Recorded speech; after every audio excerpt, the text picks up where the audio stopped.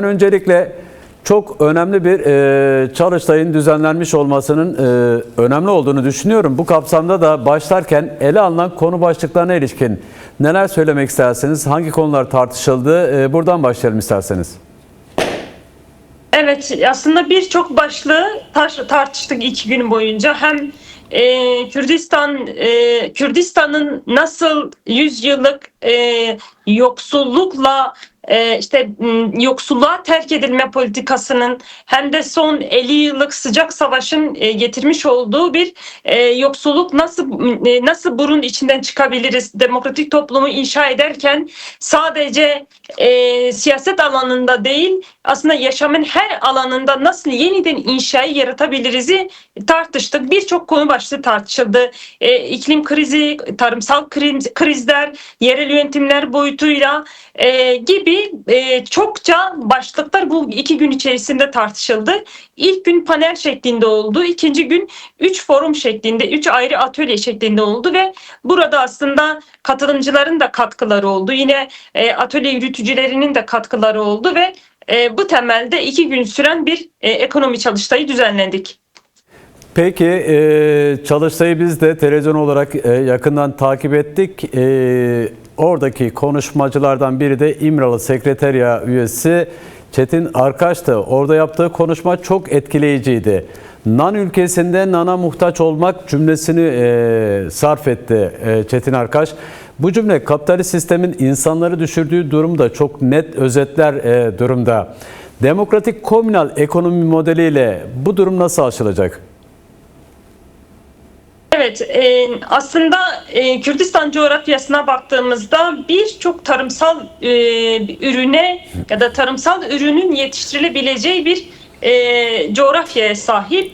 Ama bir özel savaş politikası olarak hem okullarda öğretilen, işte sadece Kürdistan coğrafyasını belli başlı bir iki ürün üzerinden değerlendirip aslında diğer tarımı işlevsiz hale getirme, bir diğeri 50 yıllık sıcak savaşta sürekli Kürdistan coğrafyasını özel güvenlik alanı ilan edip meralarını, zozanlarını yasaklı güvenlik alanları olarak ilan edip hem tarımı yok etme derecesine hem de hayvancılığı yok etme derecesine getirme. Yine bir diğer mesele, Kürdistan'ın birçok verimli arazisi yine güvenlikçi politikalar doğrultusunda barajların yapılması ve bu verimli tarım arazilerinin yine sular altında kalması, evet, ya da Hasankeyf gibi 12 bin yıllık tarihi kentlerin, tarihi yerleşim yerlerinin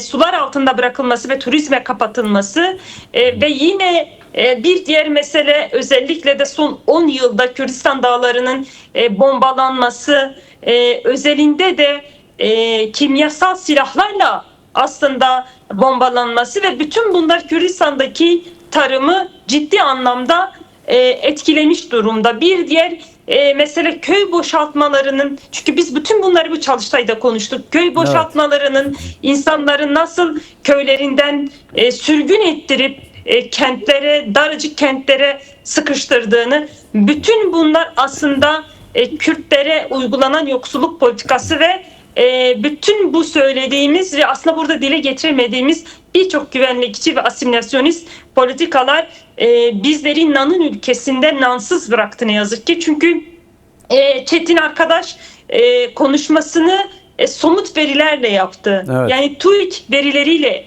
ortaya koydu ve aslında bu nansız bırakma politikası sonrasındaki intihar vakalarını nasıl getirdiği, uyuşturucuya, fuhuşa nasıl bulaştığını, yine insanların kendi sorunlarını diyalog, müzakere dışında nasıl şiddetçi yöntemlerle kendi arasındaki sorunları çözmeye götürdüğünü, bunu yine toplumun içindeki kargaşayı, çatışmayı nasıl körüklediğini tek tek TÜİK verileriyle aslında bilimsel bir şekilde açıkladı.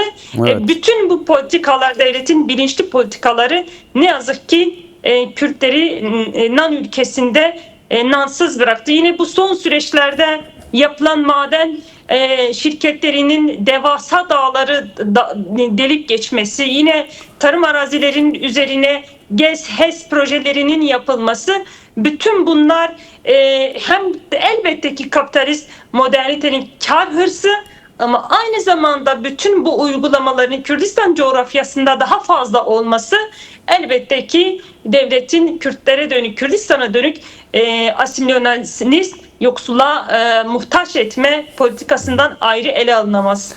Peki şimdi önemli konulardan bir tanesi de, daha doğrusu önemli sorunlardan bir tanesi de kadın emeğinin görünmez olması. Şu anda kapitalist modernite sisteminde özür dilerim.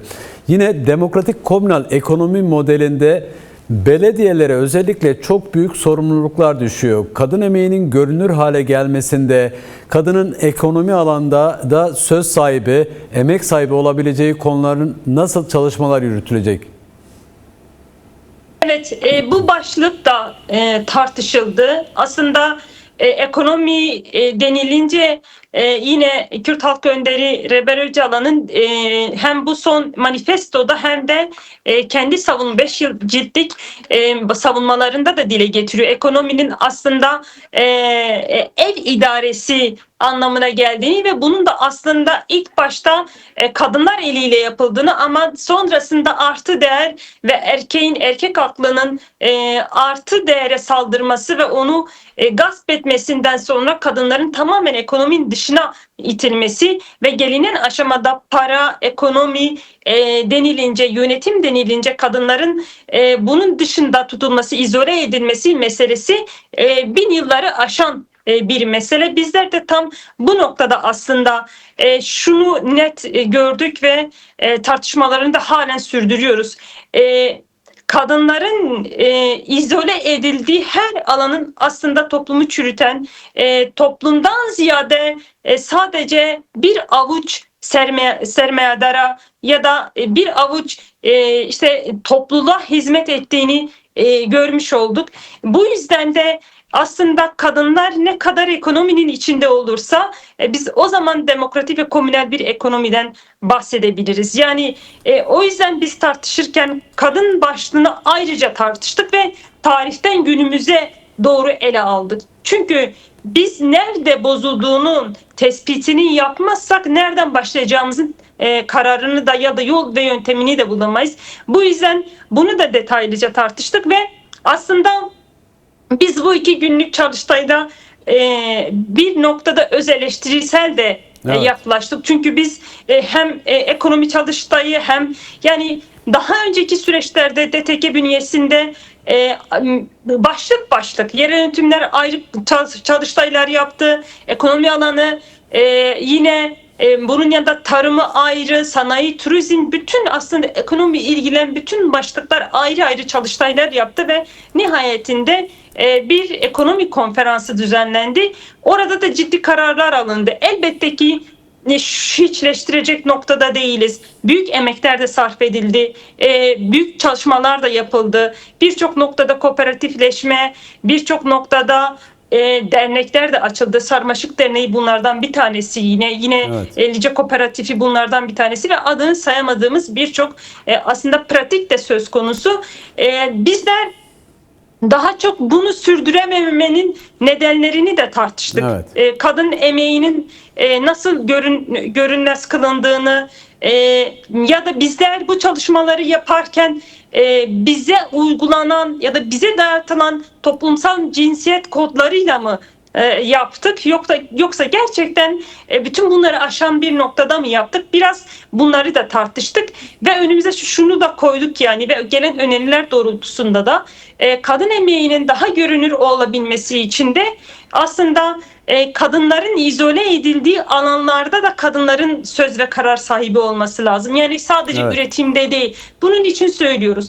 Birçok fabrikada aslında ucuz iş gücü olarak görülen kadınlar kendi emeğinin üzerine söz kuramıyorlar. Bunun üzerine bir karar sahibi değiller. Ya da ev içi emeğinin nasıl değersizleştiğini, bunun karşısında neler yapılabilir ya da kadınların bakım yükünün nasıl azaltılması gerektiği, bu noktada da ciddi çok önemli öneriler de geldi. Peki. İşte kadın emeğinin daha görünür olabilmesi açısından işte bakım yükünün hafifletilmesi olmalı. İşte kreşler ve yaşlı bakım merkezlerinin açılması. Yani şunu söyleyebilirim, çok ciddi tartışmalar yürütüldü. Önümüzdeki günlerde daha geniş bir sonuç bildirgesi de kamuoyuyla paylaşılacak ve şu hedefimiz de var.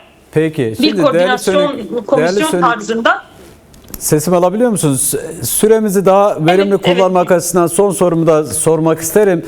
Evet, umarım bu bahsettiğiniz şeyler bir an önce pratiğe de dökülür ki alınan önemli kararlar var. Şimdi biraz önce Önder Apo'nun savunmalarından bahsettiniz. İmralı heyetiyle yaptığı görüşmelerden de bir cümle de ben eklemek isterim. İşsizlik konusu özellikle Kürdistan kentlerinde oldukça büyük bir sorun. Önder Apo yapılan görüşmelerde karınca örneğini vererek şu an yaşananları anlamadığını ifade etti. Yani bu kadar verimli toprakları olan bir coğrafyada işsizliği önlemek ve bitirmek için nasıl çalışmalar önünüze koydunuz? Evet, aslında Kürdistan'da birçok alanda istihdam yaratılabilecek bir kapasiteye sahip. Var, evet. Bizler de bu çalıştay vesilesiyle aslında bütün bu gelen öneriler doğrultusunda hem kadınların emeğinin daha görünür olması açısından hem kadın istihdamının daha fazla olması açısından gençler için yine ve aslında biraz önce bahsettiğimiz yoksulluğun beraberinde getirdiği bütün bu toplumsal sorunların çözümü için bir komisyon önerisi de geldi. Ve bu komisyonun her alanı, çünkü biz sadece yerel yönetimler alanını tartışmadık. Evet. Bütün alanları ilgilendirecek tartışmaları yürüttük.